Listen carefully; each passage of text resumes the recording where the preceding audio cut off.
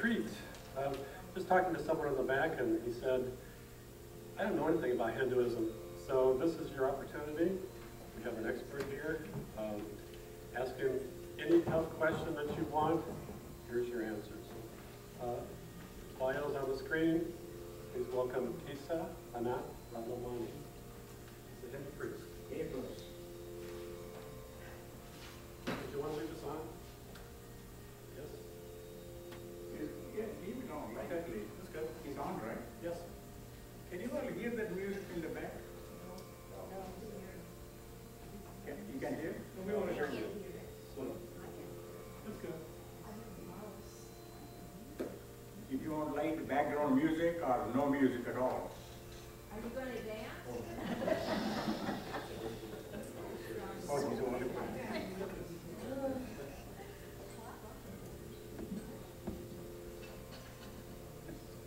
You all hear me now? Yes. Very good. Namaste. This is our traditional way of greetings. Probably most of you know by this time. Namaste is just a plain greetings. If you elaborate that, Namaha, stay. Namaha is myself, bow to you. That is the way of greetings. Instead of shaking hand, of course, these days, if you shake hand, you have to go and find antiseptic lotion and wipe it up and all. But when you do this and do this, no hugging, no kissing, you know, so you are medically, you are foolproof, right? But anyway, namaste again, and so many ways of saying that. Namaskaramu, namaskaramu, namaste, namaskor, namaste, depending where you live.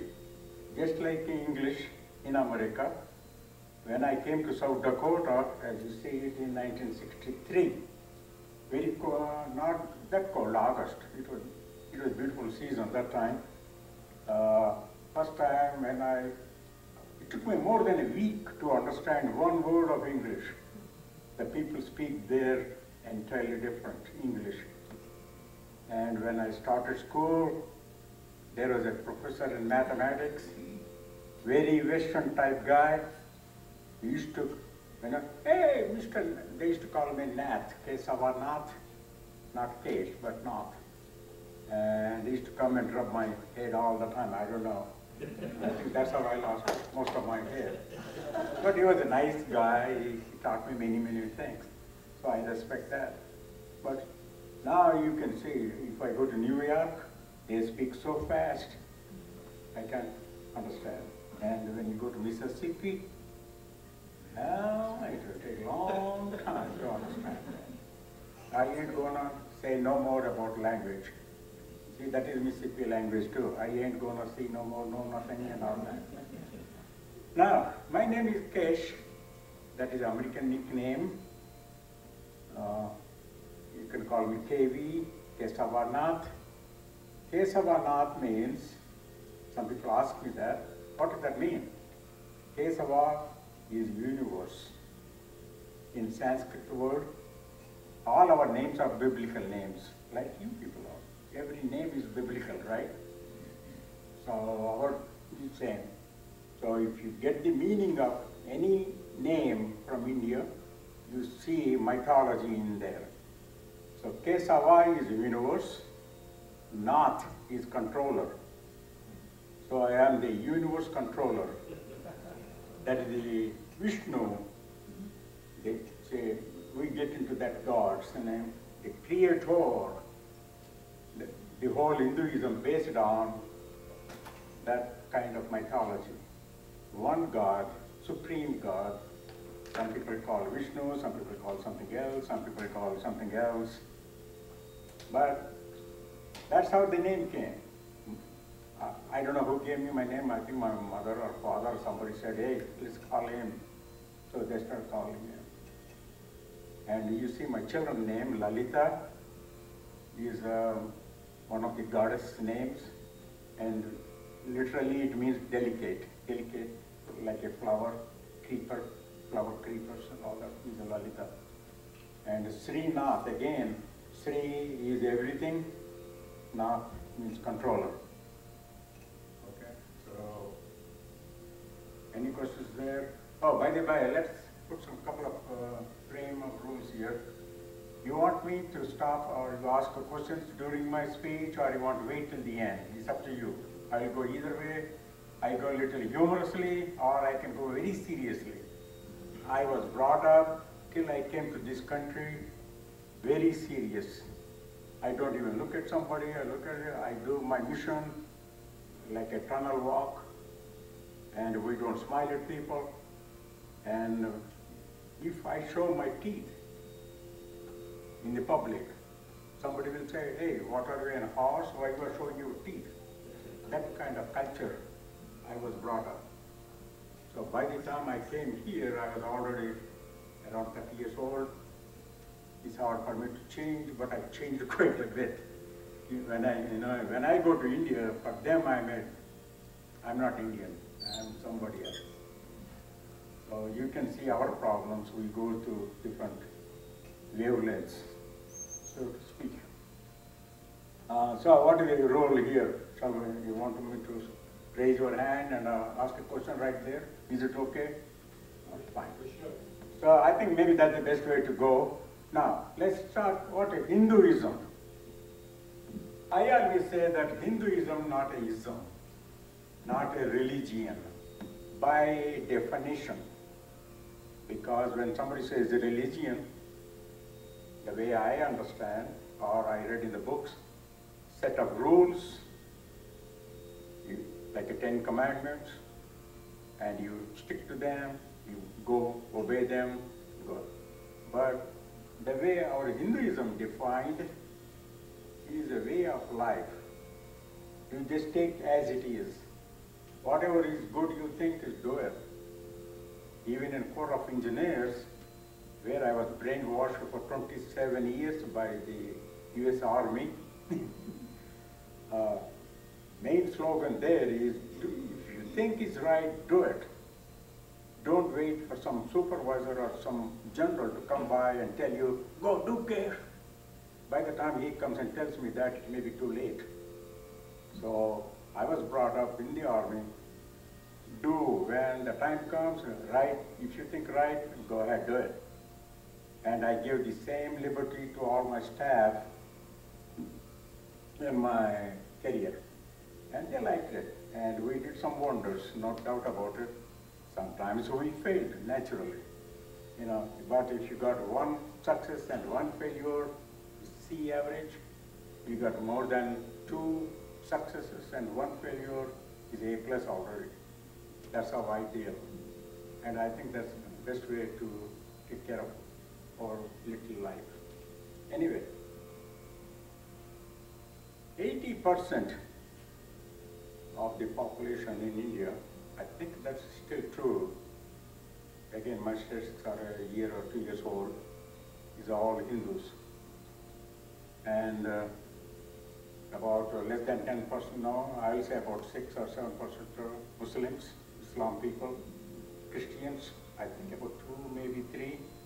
Then comes Jains, Buddhists, which some people say they are also Hindus, because Jainism and Buddhism came from or evolved from Hinduism.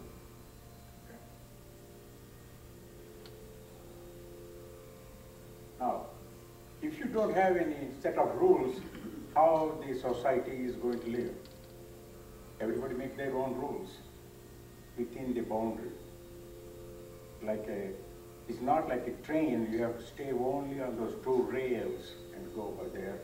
But it's like a big highway. You got 4 lanes or 6 lanes. In some cities, we even got 8, 10 lanes. Like Atlanta, you go. Some people very much afraid to drive in Atlanta. Well, if you're afraid to drive in Atlanta, go to New York. Then you know Atlanta is better. And Atlanta is worse, then come to Florida, Miami or whatever. If you're afraid of that, okay, come to Eglin Air Base. When the people go home, see what happens on the streets. So it is all matter of relativity. But basically, Hinduism, even though there are no set principles, there are already principles built in your life. and some people frown on you, that means, hey, am I doing something wrong? Why is he looking at me like that? So you self-analyze yourself. That's another thing I like about Hinduism. You analyze yourself. Oh, am I doing wrong here? Let me see what I can do. No, and try to correct it. If you don't know that you are doing wrong, well, somebody will tell you very soon. See? But it's one of the oldest, if not the oldest civilization, India. And nowadays people are asking me how long India will last. I have no answer for that. I'm sure it will last long. Just yesterday night or day before, I had one of the neighboring countries is wagging its tail again to wage a war on India or something like that. They did that before many, many times. Not Pakistan. When I say neighboring country, don't mistake me there. Pakistan and India, they are in good terms, politically. But India will last a long time. But that is again, God willing. I believe in that statement, God willing. When Joel calls me up on the internet or email, I reply to him, God willing, I will be there. So that's what it is, because just 3 days ago, near my hometown, there was a 4.0 earth tremors, and people were running everywhere.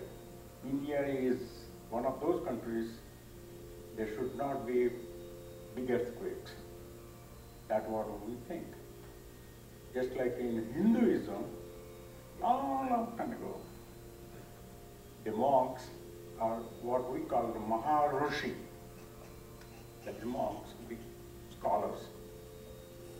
All these principles, the books they have written, all based on that time theory. Earth is stationary and sun is going around the earth. You just stand there outside in the parking lot, what do you see? Sun coming up and down, right? So that's what used to be the theory. And all the books, when I say all the books, there are main 4 books called Vedas. All the Hinduism principles are based on the 4 Vedas. And all those written based on the theory the sun is going around the earth. But later on we found out, or somebody told me, I'm not capable of analyzing that one, but no. Sun is stationary and earth is going around the sun. Just like moon is going around us. That is still true. Even those days that was true, even today, moon is going around the earth. Now, how many people will tell me that I don't know nothing in a Mississippi language, that sun is also going around himself? You all believe that? Sun got his own orbit. I said his because we say sun is a male person or whatever. In our mythology, sun god is a male. We got many male gods and many female gods. But main important gods are all males. Again, I think the books were written by a man or a male monk. So that's how the male importance. Many people don't know that, but it's on internet. For your information, check it out. Now the theory is sun is going also in orbit, and but we don't worry about all that. Now Vedas, I never saw a read or anything. Is very hard for me. It's too much high class literature, and it's in Sanskrit language. People have changed, what do you call that? Translated into English and other languages, but I think it's too much. For me to, because I'm not one of those real orthodox mythological priest, and I think somewhere Yeah, Kesh Vadlamani is going to come and talk about Hinduism, and he said he's a priest. Yeah, by default, one of my friends, 40 years ago, he was waiting for the priest to come to do something in his house, and he had a car accident, so he couldn't come. So my friend looked at me, hey, you born a Brahmin, say that I'm getting a caste system now. Why don't you do that? I said, I never did that before. Read the book. You know, you can read it, right? I said, yeah, start doing it. That's how I got into the priest business. It's not a business. I don't do for business. I just help out people. Some people say, how much you charge? I said, no charge. But if you want to give me my, what you call, donation, no more than $11. $11.16 is my fee. Then somebody said, how come $11.16? Because that's a very auspicious number for us. 1116.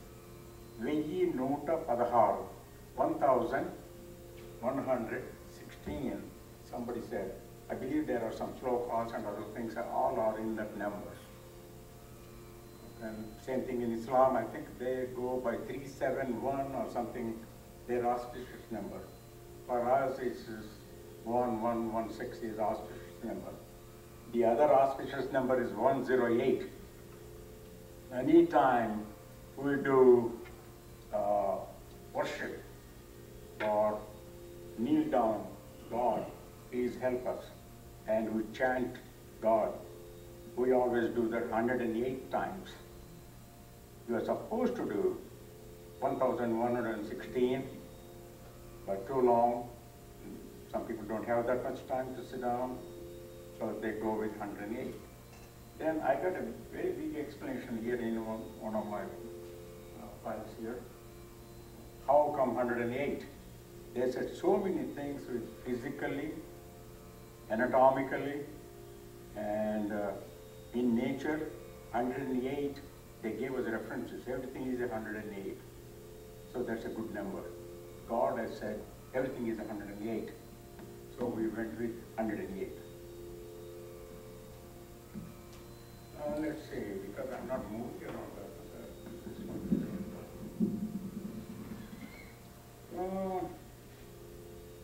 Have you all heard the word Upanishad? Somebody heard it, at least one. Upanishad came very much later than the 4 Vedas.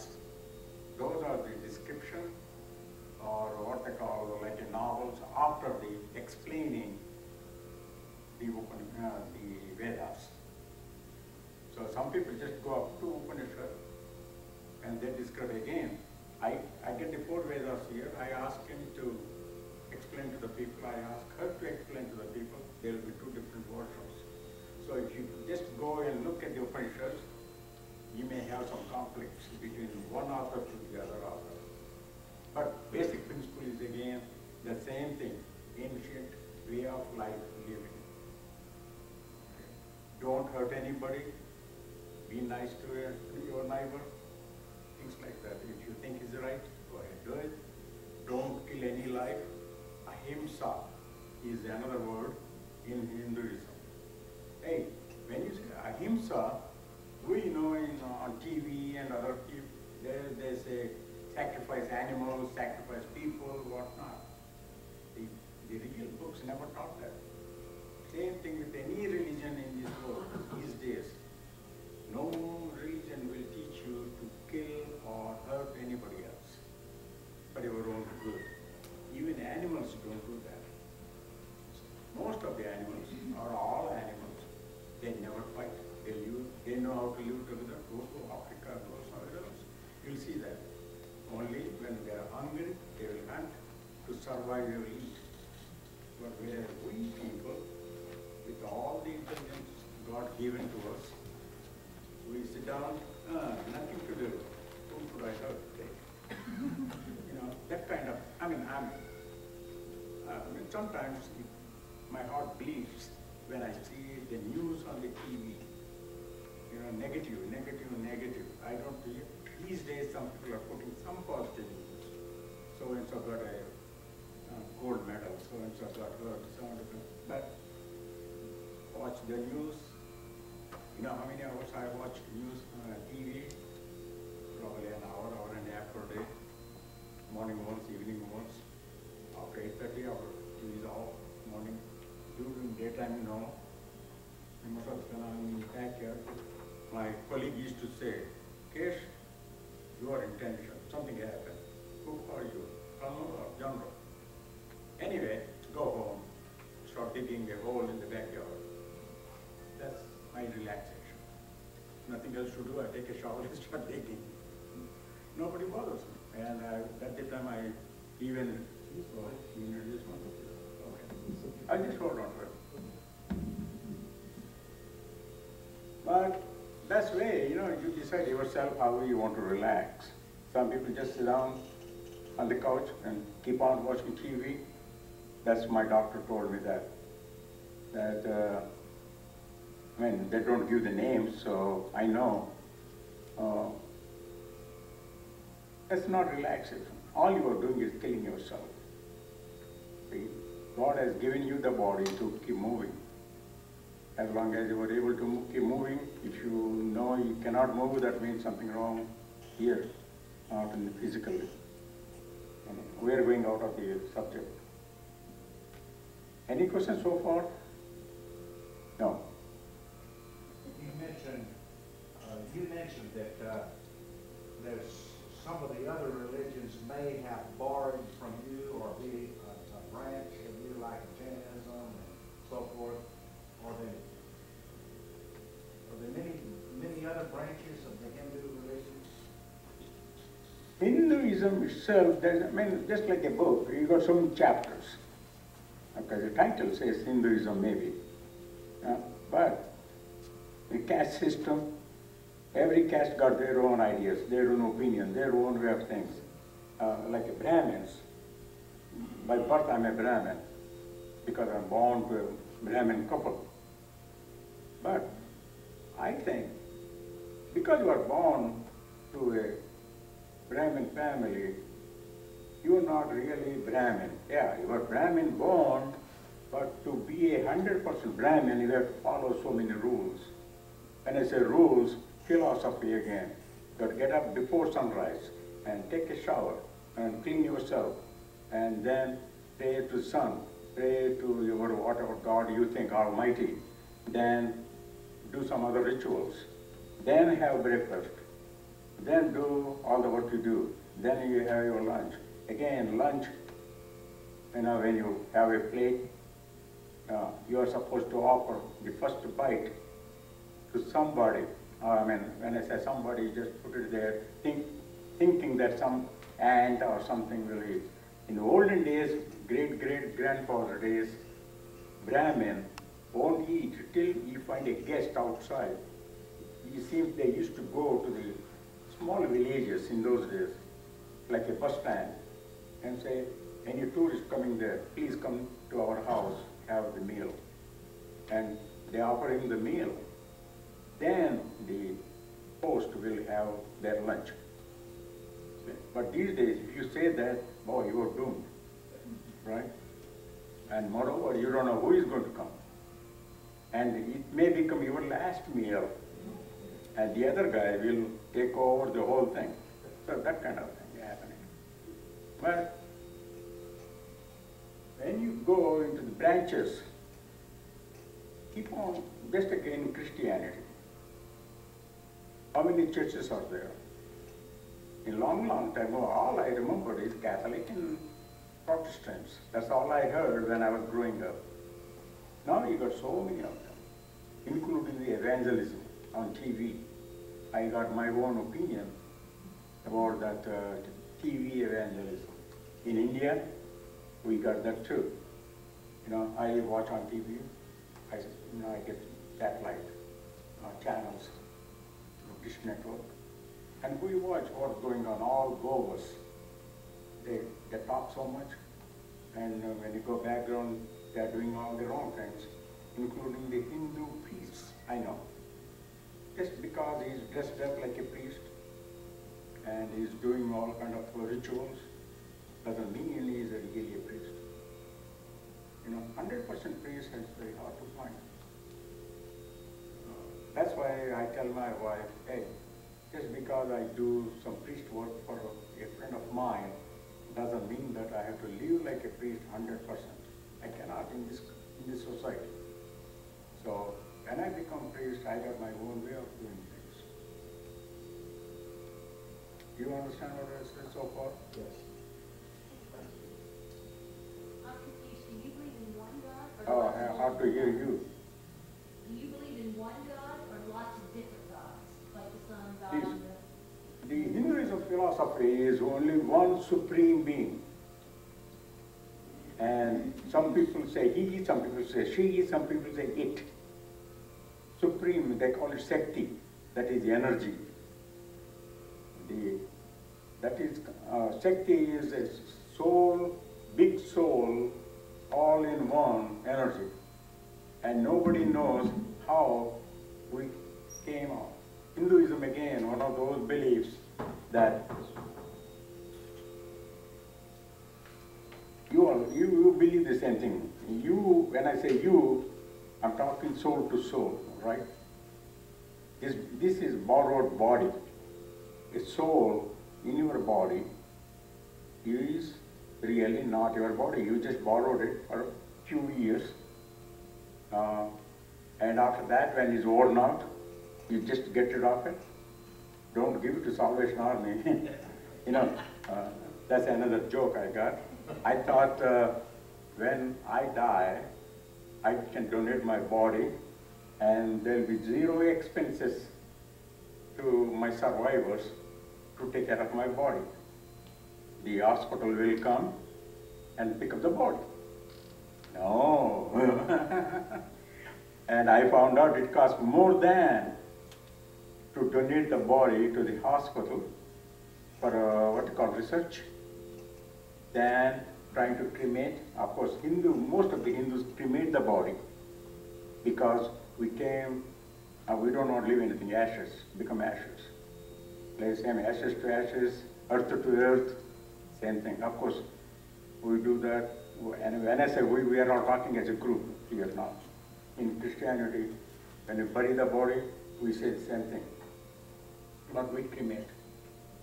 So when I found out that it costs more because the body has to be pure, no disease, nothing, and all that, where you get certificates and all those, I said, forget it. I'm going to call Heritage Gardens. Of course, I have a contract with them already, me and my wife, for cremation. And they said, no problem, we'll come pick you up within 35 mile radius free of charge. But when I signed that contract about a couple of years ago, said, don't come back too soon. what do you think is afterlife is? Afterlife, yes. We'll get into that afterlife. Yeah, we'll just talk about now.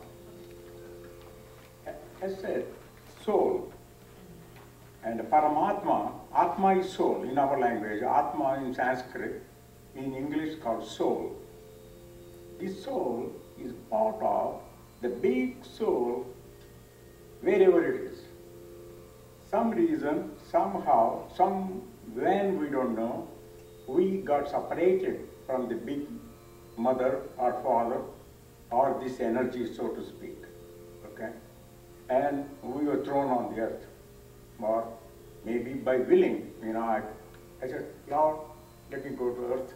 I got a girlfriend there, or I don't know, I'm just saying that. We came here, on borrowed time, with a borrowed leather soul, or leather body, whatever. But our aim is, Hinduism philosophy this is, to go back and join the mother soul or father soul we came from. That's what we call Paramatma. Atma is soul. This is Atma inside. And Paramatma is the big one. And after our death, we have to go back and join that and become one. But Hindu philosophy says, wait a minute, you don't have a free passport to come and join. If you're a good guy, did a lot of good things, you didn't do any bad things, and you scored A plus, then you can come and stay with us or become one of me. The God or God said that. When I say God, I'm talking about energies. You know, it's hard to say which God. Again, remember, most of these books were written, most of the philosophy is developed when there is not much education in the people, literacy. When people are not educated, how can you explain to them how God is, how He looks? You know, if I go and tell them, hey, God got one hand and one nose and one eye, you might have believed in those days. These days, you won't believe it. You all won't believe it. Again, I think in our Christianity also, I said ours, because I respect all the religions. In Christianity also, don't we say God created us in His image? Is that right? Or the way I said? Yes. Yeah, we are created by the Lord in His image. Same thing in Hinduism. Again, then how come we are so many kinds of people? Yeah? I think He's still experimenting. He's just creating the people in different forms. And see, I don't know, I'm just joking here a little bit. But for an uneducated person, how can you define or how can you convince him how God looks? Okay? One of the reasons for the idol worship, you all know that, right? In Hinduism, everybody, lots of people worship idols. They put a small statue, or in our words called vigraha, a small statue, or go to a big temple, you get 6 feet, 60 feet. Recently somewhere they just erected a 106 feet or 108 feet statue of one of the gods and said, hey, we got a big temple here, now everybody come and pray. The reason for that idol in those days, they said, God looks like this. Then the uneducated person, or who is trying to devote himself to God, oh, okay. Then he starts focusing on that idol and forget everything else. When people say, why you worship a statue? Again, Hinduism believes that God exists everywhere. It's a supreme being, it's an energy, like electricity, is there everywhere. You tap it, you can use it for good. And if you don't know how to use it, you can abuse it and get hurt. And if you don't know at all how to plug in or how to start generator, how to crank old grandmother's automobile, you got to go and crank the car, not press the button. No? That's how it is. So what happening nowadays is, how do you say this?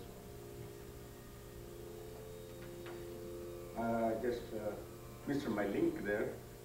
But when you come to the different gods and different idols,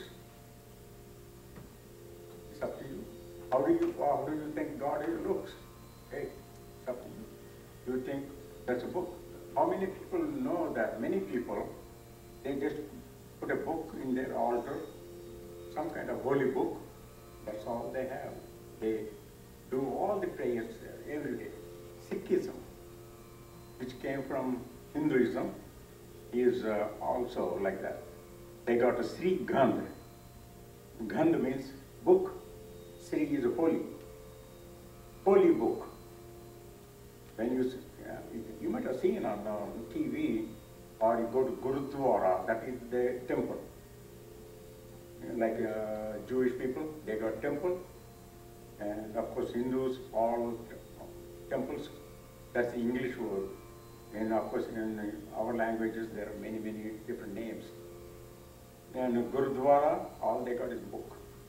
And they pray Sri Gandh all the time. Some people say, no, that's not quite true, because you see the Srigandha is there, but there is a small tomb-like thing with a shawl covered up. And that couple of hairs of their guru or Nanak, who started the Sikhism. A couple of hairs are there representing the body of Guru Nanak. Okay, that's fine with me. You know, as long as you concentrate and devote all your attention, few minutes or a couple of hours, whatever the time you have, do nothing else but that, I call you are God-oriented. Same thing if my friend calls me and says, hey, we got a new baby and we want to have a naming ceremony. Will you please come, help me out? I said, oh, sure, I will. Okay, I'll go there. First thing I ask if he's a doctor, are you on call? Yeah. Okay, telephone out. I said, no. Okay, then we can do it. Because your mind is there. When you are going to get a call or when the phone rings, your attention is gone. When you are praying God, just do that. I can use a couple of other examples, but not in a good society like that. A couple of questions about the soul. So when you die, where does your soul go? One question. What I was told, or I was reading in the book, that soul is in search of the mother soul. I call it mother soul, let me put that way, instead of father soul, because many children like mother more than the father, I think, I don't know. In search of that one. Because he came here, you want to go back. Okay. When does the soul enter a physical About- body again? So is it after a baby is born? Or at what point does the physical body form out of the soul? Most of my understanding by our books, the baby is born the day conceived. You know, every mythological movie I have seen, you know, they represent our life. Sometimes they bogus some few things, but God said there is a mother getting ready to become pregnant. So that's the time when the pregnancy or conception, is that the right word in English? That's when the soul already in. Of course, medically doctors say no, because the heart doesn't beat. Heart beats after, I don't know how many, I forgot the word, 7 days or 2 months? 2 weeks. Okay, say 14 days. Then really the life begins. Hey, it's up to you, whatever you define, you know. I'll say probably the life already there, half life in a woman, half life in a man. When the half and half meets, becomes a full life. That's my engineering way of thinking. You know, you got a brick. I'm going to engineering example here. You got a cement.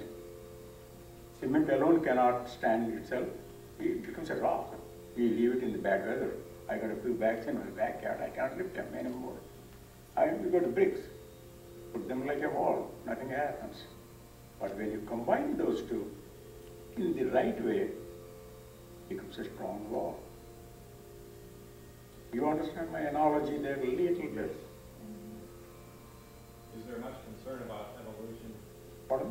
Is there any concern about evolution? Is that an issue? Evolution, Yeah, is that an issue? Maybe. that is Darwin's theory. Yeah. Remember, after South Dakota, I came to Memphis, Tennessee. Both my children born there. How many people know that Darwin theory is banned in Tennessee? I never heard that, but when I came to Memphis, my supervisor one day was telling me, hey, you didn't come from a monkey, you know. But in Hinduism, I'm glad you asked me that question. We do not, or we never mentioned about evolution. But the soul, when we said, okay, she asked me a question, no, you asked, I think, when soul goes back, what happens, okay? If you are A plus student here, you will get what you call degree. Hey, you are graduated, come on, stay with me all the time, have fun. I'm having a lot of fun here, like our President Obama doing in Washington, D.C. I think he was much happier back in Chicago or wherever he came from. That's just a joke. Poor guy, I sympathize with him. Say, I was in the army, I can see. Just one day I asked one colonel, we were sitting there 3 o'clock in the morning during the Gulf War in a hotel, no power. I always carry flashlight in my pocket. My wife says, why do you do that? I said, you never know when you have to use it. I asked the colonel, I was somewhat a left hand because I was in charge for the electrical power. And I said, Colonel, I was frustrated, tired. Oh, by the way, no bath or shower for more than 2 weeks. No water, anyway, no power, nothing. So we were smelling bad and all that. Of course, the whole country was smelling bad that time. And I asked Colonel, I know you're a military guy, I'm a civilian. I have choice not to come here, but why are you here? You have to, you could have stayed in Savannah, Georgia. That's where I know him. Kesh, I want to get another star here. So his aim is to get the star. But for that to get the star, he has to undergo all these problems. And same colonel, when I was driving my Jeep, he was sitting there, going for a meeting. We heard bang bang in the back somewhere. You know what colonel said? Okay, speed up and go wherever you want. I said, sir, I cannot turn. Jump the curve. There's a median. So we jumped because it's a military Jeep. I jumped over it, turned and ran because then wherever we are going to the meeting, our aim completely destroyed because we know we may not living to go to that meeting because we heard somebody shooting at us. Okay. The best thing to do, hide somewhere. So we turned and ran, drove. Till we don't reach, we think safe zone, we stopped and looked around us. Of course, we called a meeting people and said we are coming late because of this. So, is that the wrong thing or right thing? We think it was the right thing to do that time. Hey, you military guys, face the bullet. You face the bullet, that's the last bullet you ever see. So, basically, I think in Hinduism also same thing. Did I answer a question or did I go yesterday on that one? I know you. I'm still going around and round about the soul. Okay. Now, A plus, you stay there, okay? But if you're a bad guy, you did not get A plus. That is what they call karma. You all saw that the first picture I was floating it around in my file. My civil engineer was joking. I said, why the project failed? He said, Mr. Kesh, that's bad karma. Hey, don't tell me that. But anyway, then God will say, no, go back. You have fulfilled my mission. You should be a good person, 100% to come back and stay with me all the time, or become part of me. So they keep on sending. And that's where I think it's not evolution. It's a reincarnation, what we call. Okay, if you get A plus, you go back and join the soul. What if you get a D minus and you don't? A minus, you will come back. It depends on again. We are just joking with the A plus, and because here we got only 4 grades. In India, you don't have those grade system. You got 0 to 100. See what I mean? When I get 30% in my exam, I was excellent student. 60 is supernatural. Here, if I get 60, I get a F plus or a D minus or something like that. Here, the assumption is you are 100% good or 100% scored, and every mistake you get minus points. In India, for every good point or right answer, you get a grade up.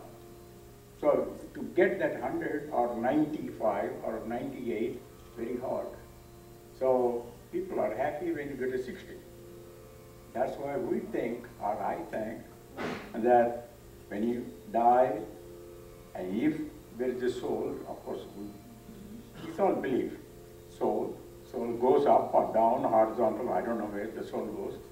And somebody will say, okay, you're fine, okay, or go back, take another chance, go to the same similar family, or if you're a bad guy, you killed 10 people, all right, go and live like an animal, or go like living like an insect.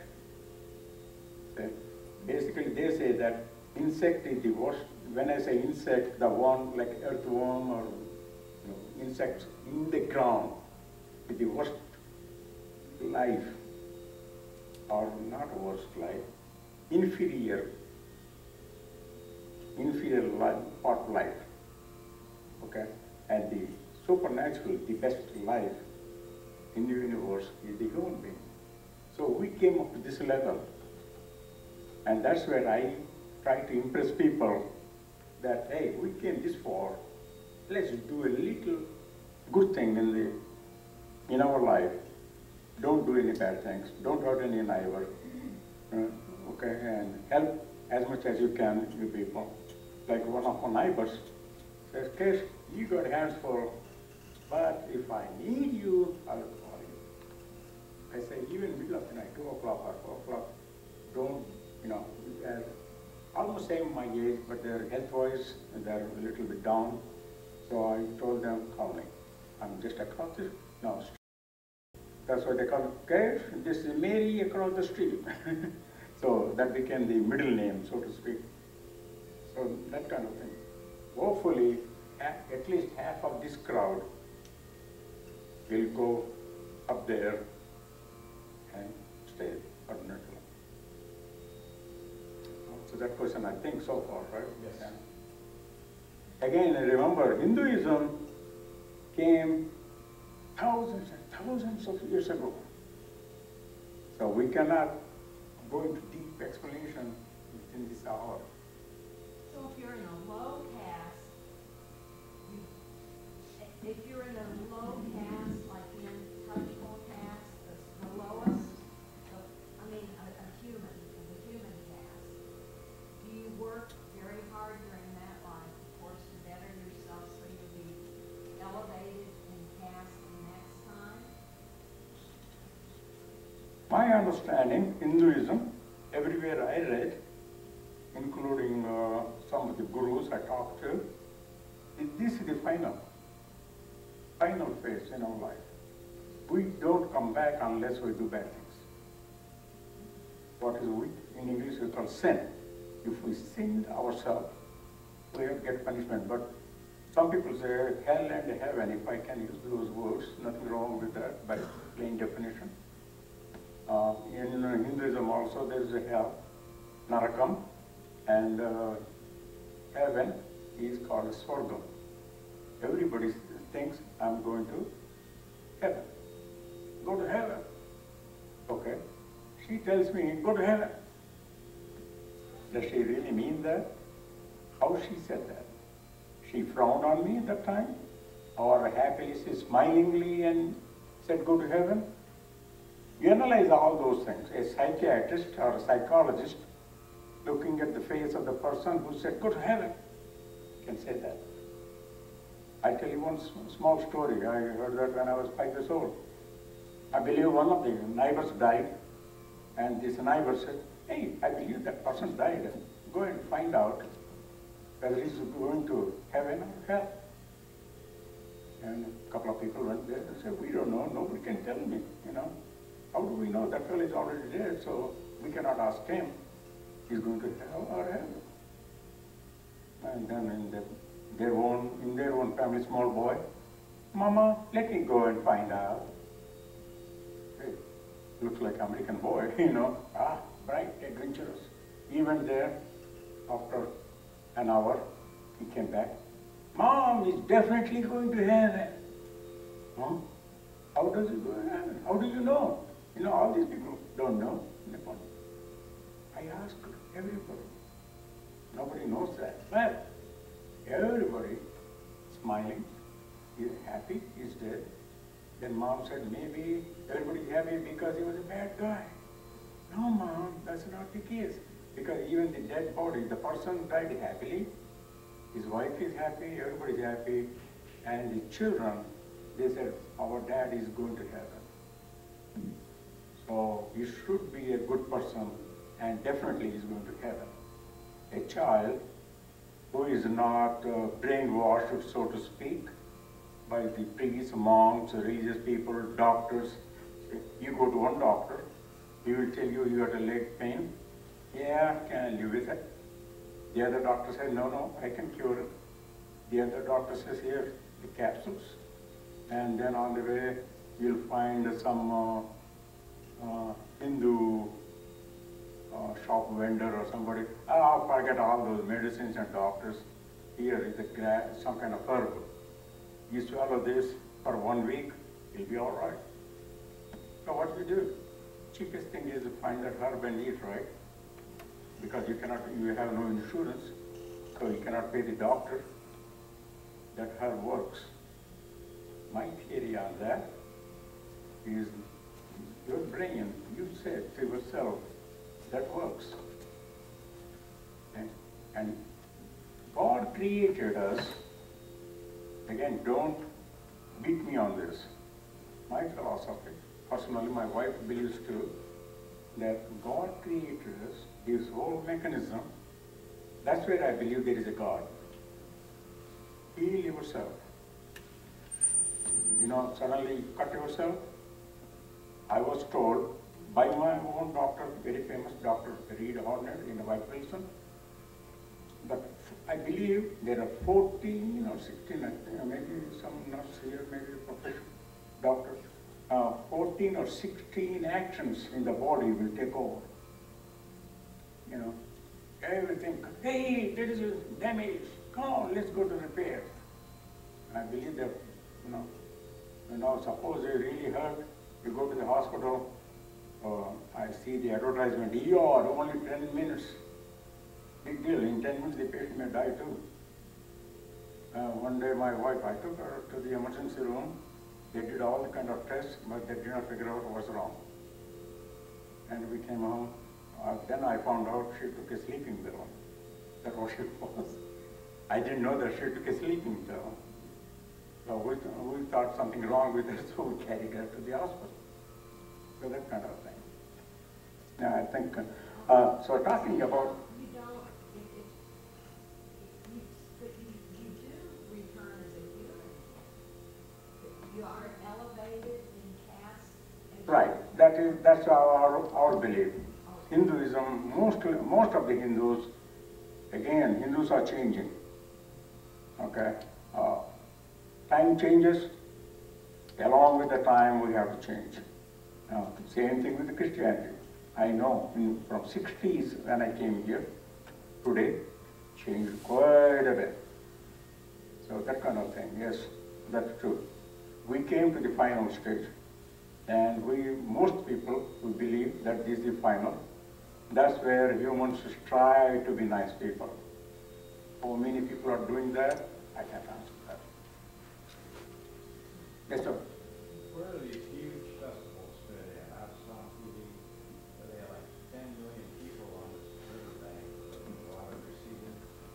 And all they're doing that is make a lot of odds and it's like nothing on it. Okay.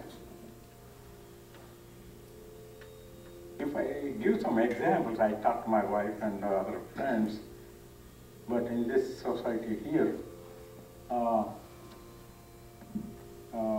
what do you call that, Friendship Day, what do we call it, just passed by February 14th? Valentine's Day. Now, how come it became that big? What is Valentine's Day? How the Saint Valentine or whoever started it, how it happened? It's nothing but commercialism. I call it. Same thing in India. In olden days, yeah, and that what they call Pushkaram, and go to the Ganges River. Ganges River was pure and clean because Ganges came from Mount Everest, not Mount Everest, but Gomukh. That's another place. I've been there, where the Ganges River comes through a cave, the beginning part of it. There is a big glacier called Gomukh, because the name Gomukh is like a cow face, cow head. That's how the name came, Gomukh. And there's a cave, and all the glaciers start melting, and it comes out water. And that is the starting point of the Ganges River. We have been there. I and my wife want to go, then my children said, we'll come. Then a couple of other family doctors said, and they said, no, we all come. So I chartered a bus and we went there. There you have to see, when you say nature, pure, that's where it is. Okay. Same thing here, Rockies. If you ever go to the Midwest, Rockies, go as high as possible. You'll see pure, non-disturbed, what God created and what man did not change or destroyed. Did I answer that? I'm still going in circles there. It's very hard to But it's explain. not mandatory or anything like that. Pardon? These festivals aren't mandatory for anybody or anything like that. It's not mandatory to do what? To go. To go to the festival in your lifetime or anything like No, no, it's not mandatory. Like here, you have to go to church. Is that mandatory? Depends on one way or the other, how you look at it. And of course, I didn't study Christianity that much. I didn't study any religion, matter of fact, Hindu religion also. I go my own institution, so to speak. It's mandatory. They said once in a lifetime, if you can do it, do it. Like a Ramadan in Islam. I was brought up in the Muslim culture quite a bit. I was in a state in India called Nizam. Hyderabad was a separate state when British were ruling India. And my high school, everything, physics, chemistry, mathematics, I learned or studied in that language. And that is written called Urdu, and that script goes from right to left. Okay, so I can read like Arabic. Okay. Now, in the Ramadan time, you are supposed to fast from sunrise to sunset, then eat. Of course, now what people do, commercialism again, all the shops and everything is open all night. So, as soon as sunset, they read their prayers, hit the shops, hit the hotels, hit the bars and all that, till sunrise. Then comes sunrise and go to sleep. And of course, some people have to go to work.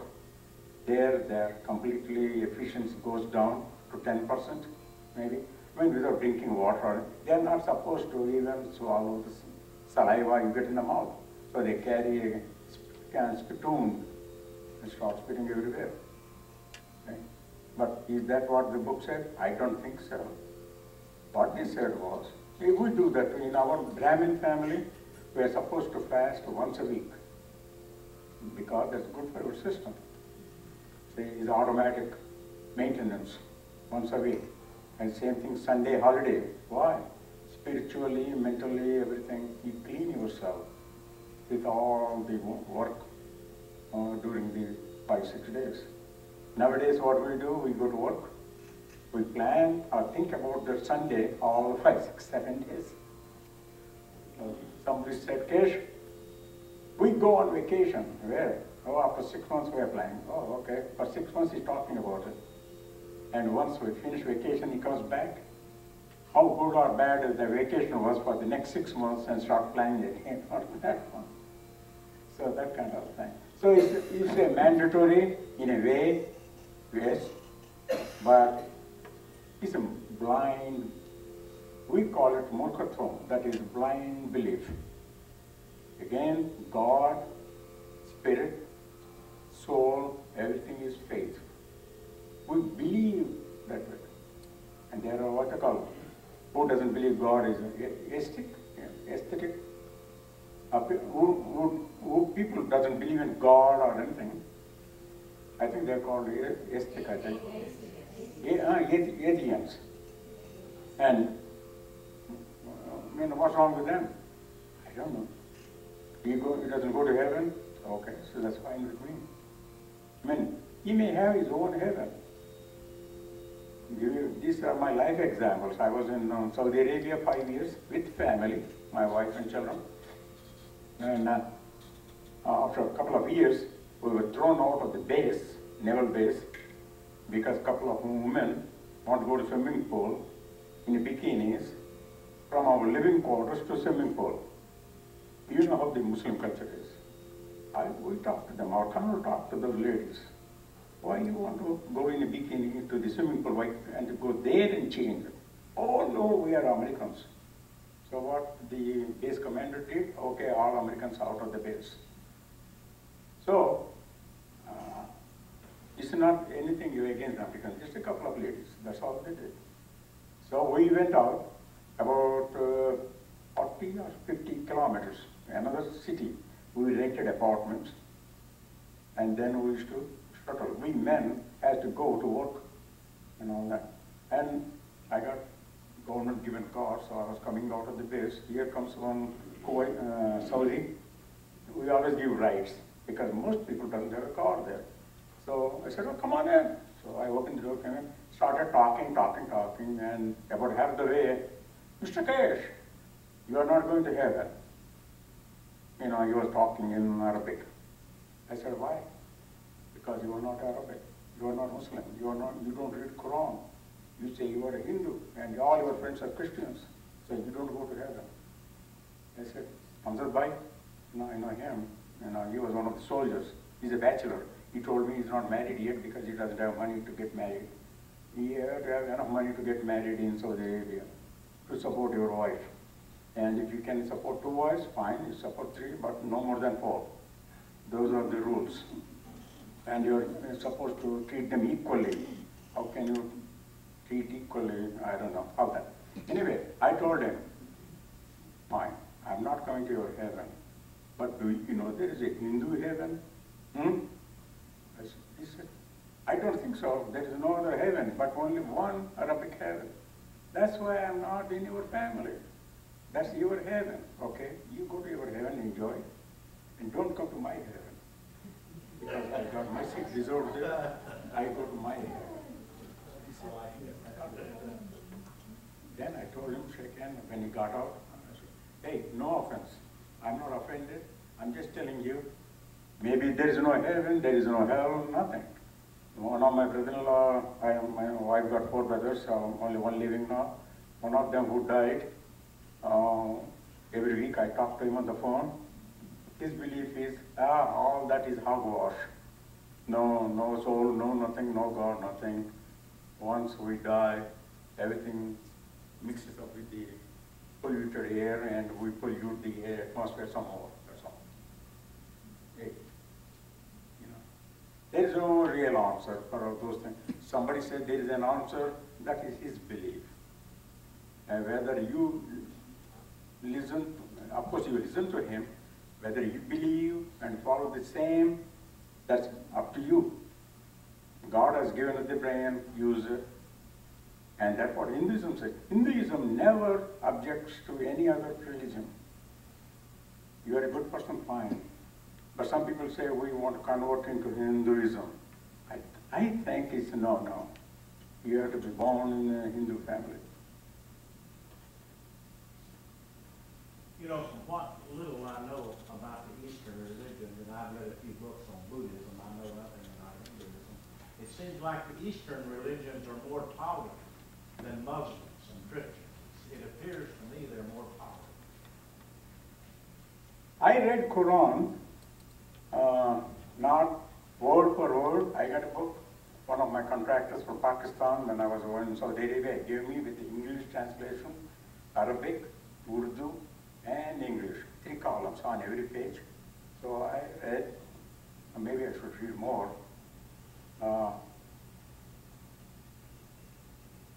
Quran never used the hatred. Never. No. The Quran is a good book, the way I say it. They said respect everybody, everything, just like Hinduism.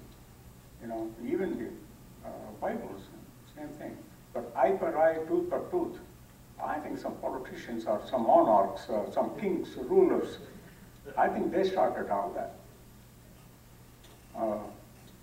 If somebody don't agree with me on that one, that's fine. But that's my philosophy. The good books, whether Hinduism or whatever, you said Islam, Quran, they don't preach that. But I heard some of these Islam professors, they call Maulvi, like a priest, minister, they call Maulvi. When they speak all the time about other religions, how bad they are. Hey, tell me how good you are. Same thing with the GOP or Democrat candidates when they campaign, when they go on the debate on TV or even on the speeches, even in India, it is worse. Tell me how good candidate you are, what you are going to do, how you are going to change it. Don't tell me that that fellow slept with 10 other people before he became governor, so what? What you did? Why you are not talking about yourself? Because you have nothing to tell me that you are any good than the others? You understand my point? I'm just giving just a plain as it is analogy here. So, when you say tolerance, yeah, Hindus practically are more tolerant. Even Gandhi, most of you all are Gandhi, we call father of the nation, who really fought against the British and got the freedom of India. I was raised in that time period, so I have seen many actual scenes of what went on. He said if somebody slaps on one cheek, by the way, in India, one of the bad things, I think it's there in Arabic also. If somebody gets mad, immediately they slap on the other person's face.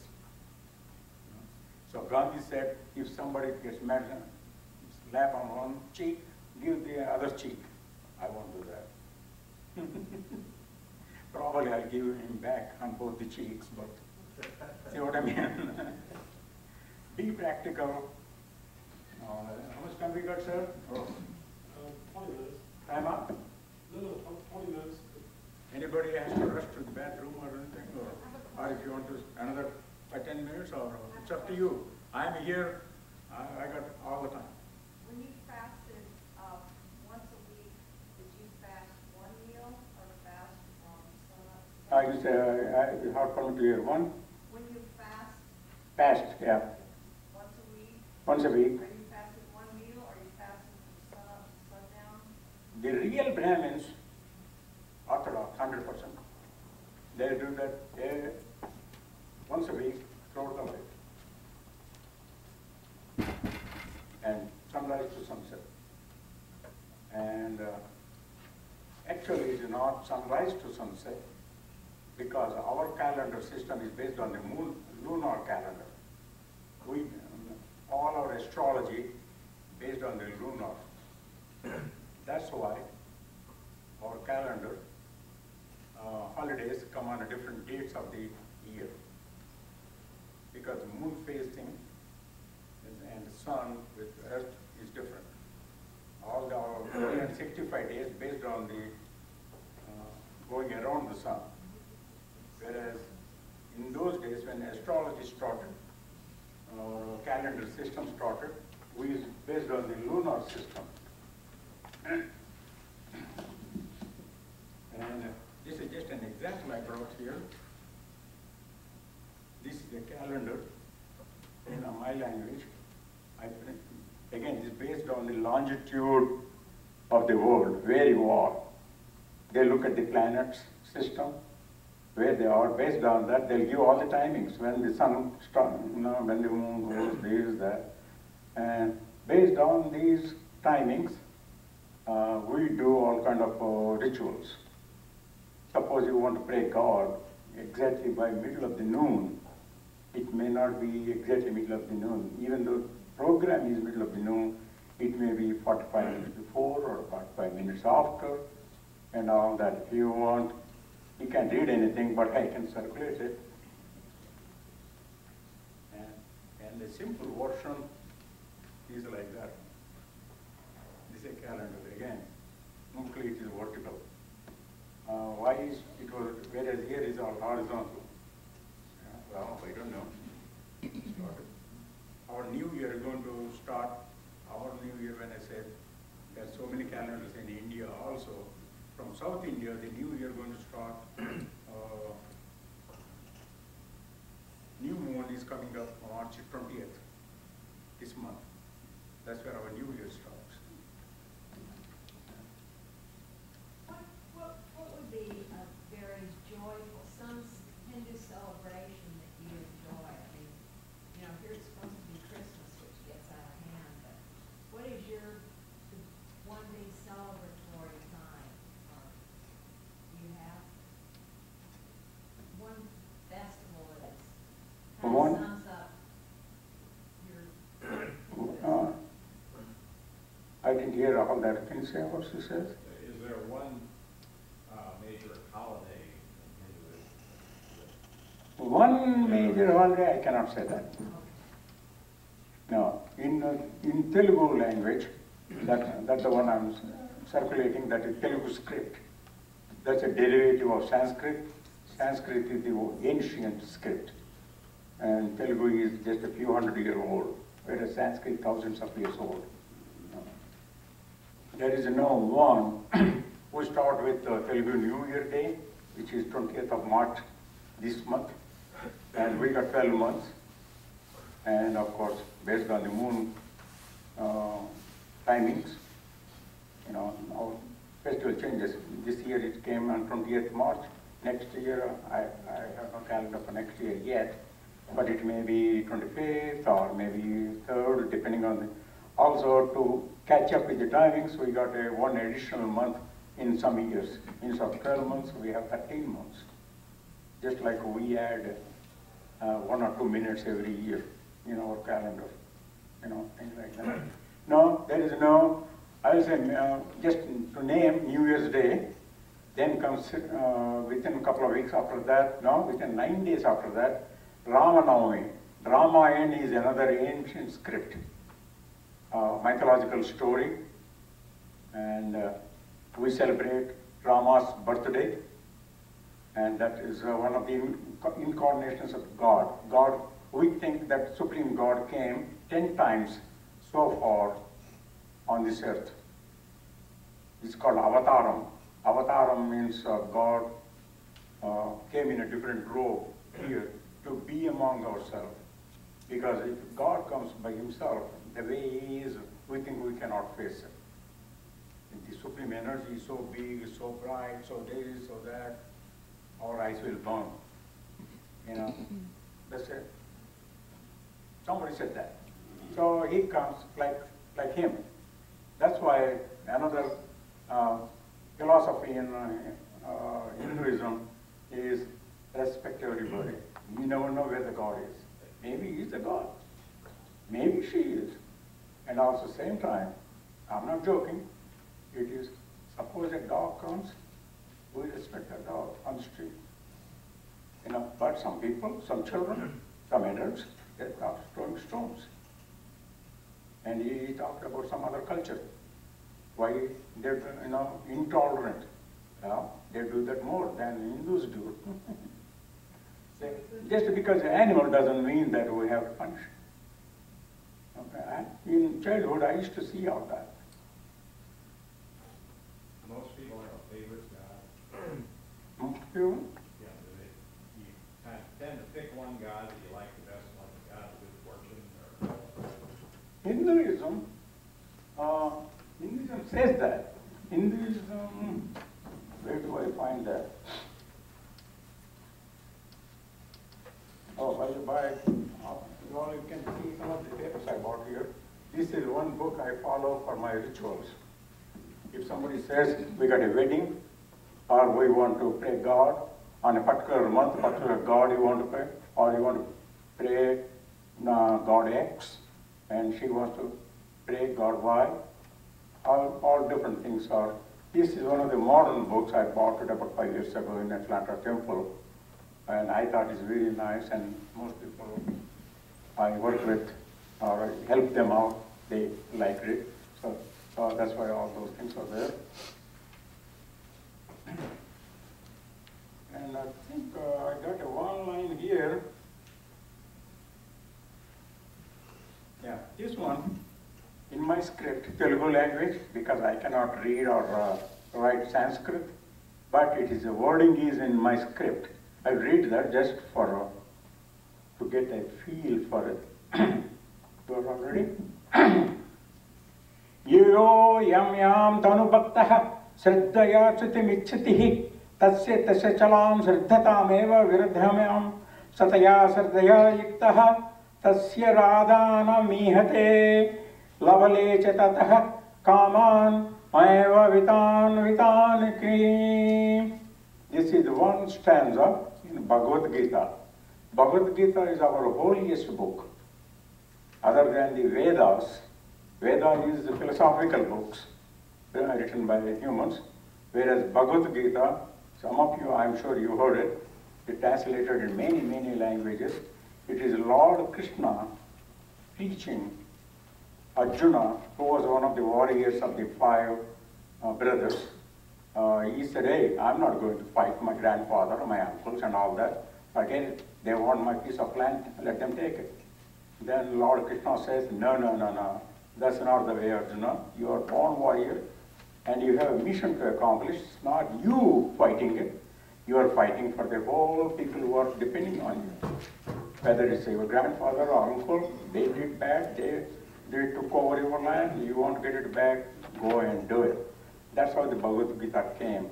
You see a picture in a chariot, Krishna standing up, and Arjuna, kneeling and listening to it. The meaning of the sloka I just heard, which says, it doesn't matter which devotee.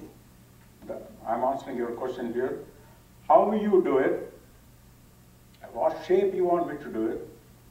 You think a standing person or a lying person, black person or white person, or maybe look like a zebra or whatever. And some people in the world, they pray animals.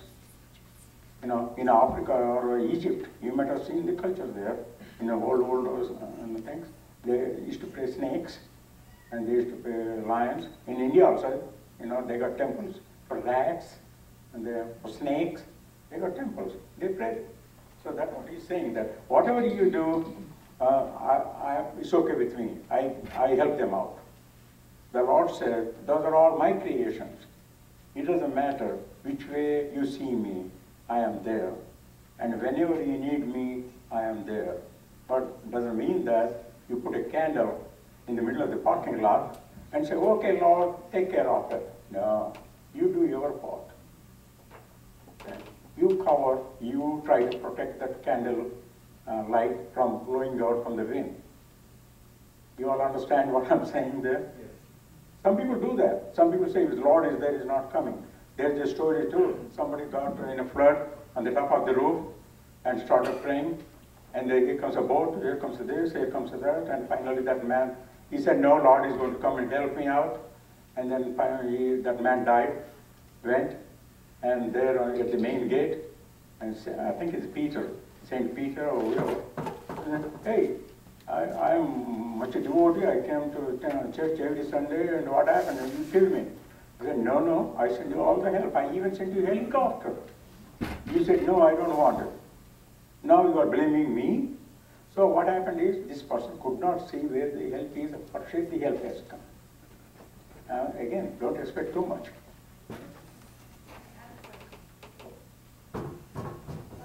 Sorry. Go ahead. A lot of them believe in Jesus Christ in the Christian church, and the Hindus believe in the energy God. Why do you think it's a basic difference between Christianity and Hinduism? Why? Now what? Oh, that's a different subject completely. It's kind of Christianity. Why, I don't know. It's a big question for me too. What's the difference? What do you think is the basic difference? Or do you think maybe Hinduism and Christianity is basically the same, do good, the good? You know, if you got a big heart and a broad mind, it's same. Do you know that I used to be a member of it, you don't know that, but I'm saying that. In Memphis, Tennessee, I was a member of the Unitarian Church. Unitarian. Unitarian Universalist Church. How I got attracted to it? The church, beautiful structure, right on the Mississippi River, on the bank of the Mississippi River. And one of my host family lawyers, he said, Kesh, what do you do this Sunday? Oh, nothing. Come with me. So he took me to the church. I sat in the church, I don't know anything. And here comes Dr. Barr, minister, I still remember his name, this 50 years ago. He stood in the pulpit, and guess what? I did not look at him. The pulpit is so nicely arranged, all glass wall. Okay? And the pulpit is there, he's giving a speech. You know, universalist, they believe in all religions, you know, in everything. And I don't even listen to him. The Mississippi River flowing, a boat going, and here come, there used to be called Mud Island, small municipal airport, a small plane coming down. I can see all that in the picture. And a nice speech going on. And after that, congregation, and it comes, yes, how are you doing? Shake hand and all that, and then everyone talk about. That's how I got attracted to it. The only one part I didn't like there is if you do not donate, you are on the blacklist. That's the bad part. I'm sorry, but I think it is there in every religion. You know what I'm saying. Even in temple, Atlanta, or anywhere you go, there are so many temples now in this country. Hinduism temples, they are growing like mushrooms, and I'm against that also. But why, if you are a devotee, you automatically do something, your time or whatever. Why you are counting on the money? People who have given you $10,000 for the temple or a church are great people. Then the guy who volunteered to mop and clean the yard of the temple, what's the difference? You're just counting the money. Person is same way as who is born to one mother somewhere, right? And when both of them die, either cremated or burned, buried, same earth or same funeral, whatever. So I don't see a big difference in any religion in the world. As I said, I was in Arabic culture for more than 5 years. I went to Gulf War twice. I have seen the people who suffered, and all the people, even though I was in the military uniform, to identify myself as an American. Otherwise, they think I'm either from India or Arab. So it is just the people, and some of these so-called priests, ministers, I think they are the one creating the problems. What is the big difference? I don't see much. That's how I got a lot of friends everywhere. Hinduism, yes, is good. Hinduism says, if you want to be a Hindu, stay within, respect everybody, don't feel anything. The basic, simple things. Oh, one of the basic Hinduism principles, when you go around the town, leave the shoes outside. Don't bring shoes and walk all over the house, into the kitchen, bedroom, and everywhere. You do that? But no. Scientifically, just think about scientifically. We are carrying all the dust, the bacteria, germs, and everywhere, all over the place. And pet animals sleeping in your bed. That goes to my daughter too. She's a doctor, but daughter, you know, I say, no, keep them out. Or you work on them at least an hour every day to come inside. It's a fight between science and blind belief. How far you can go on a blind belief till you can get hurt, right? Then your belief changes. See what I'm saying? And that's why they say, oh, now you are more American. When I go and talk to my friends like that, I don't think we can go any further on this subject. We only have about 2 minutes. 2 minutes, okay. Closing time coming Do up. you have regular meetings that people could attend? Or? Oh, me? Yes. No, I don't have any meeting. My meeting is next is lunch. You're paying my lunch. Then I plan to go to Panama City in the afternoon to get some groceries. We don't have any grocery shop here to get our kind of groceries. Otherwise, I would go to Atlanta, is the main one. If anyone wants to keep in touch with me for anything on Hinduism, oh, by the by, I'm in North Republic. I think I put it up there. And I can do weddings also. North Republic can conduct weddings in Florida. There are only 4 states in America where the North Republic is given that authority to officiate as minister wedding. I did that one in Georgia.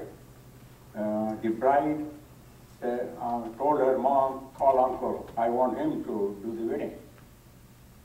I was surprised. Then I called the county clerk in Savannah. Hey, I'm not Republican in Florida, but I cannot do that in Georgia. Then they said, sir, if your society says you are okay with them, fine with me. Of course, by that time, I also got what I call, you become ministers and by self. Ordained, right. You know, by some kind of universal church again from California. I know them from a couple of other family because my son got married, that's all. So I got ordained through that church. So I got officially a small card which says I'm a member there. So if I cannot sign as a notary public, a marriage certificate, I can sign as a minister. Anyway, I got cards here. If anybody wants, I can just give it to you. Again, that's about it. To conclude, it's pleasant to be here. We went out of the subject a little bit here and there, but I thought that's one way to provoke thinking. If I keep on just giving a lecture, I can see everybody is smiling quite a lot. And you are still with me? Oh, yeah. Hey, I'm one of those guys. I'm very much broad-minded. Another thing, a lot of my American friends say, you don't smile too much. Hey, I was brought up like that. It's hard. My muscles are not trained to say, like that. No, I can't do that. You know, have you seen on TV how many people, newscasters especially, anchor ladies and all that? Sometimes by mistake the cameraman is a little bit too soon to focus on them. Then you see the natural face. And then suddenly they start smiling. That is all bogus, right? I like to be natural as much as I can. One of my neighbors, he's an environmental engineer. He loves the, what you call it, Indian cooking because he gets the aroma from our veg. Kesh, something good. I said, okay. Then he asked me, one of his friends went to India for 2 months, came back. So she described all Indian cuisine. I said, hey, I won't give you any recipe. No. Cooking is an art. That is Indian philosophy also. Cooking is an art. You develop it. The way you cook it. So I'll give the basic. This will come to our kitchen. I showed him. He said, that's the way I like it. I said, okay, you do it. I teach them. And he loves it. His father and mother came the other day. Boy, they really loved it. Now they want to know where I get my groceries in Tallahassee. Anyway, thank you all so much. Thank you. We'll see you again sometime. Okay. Anybody wants a card? I'll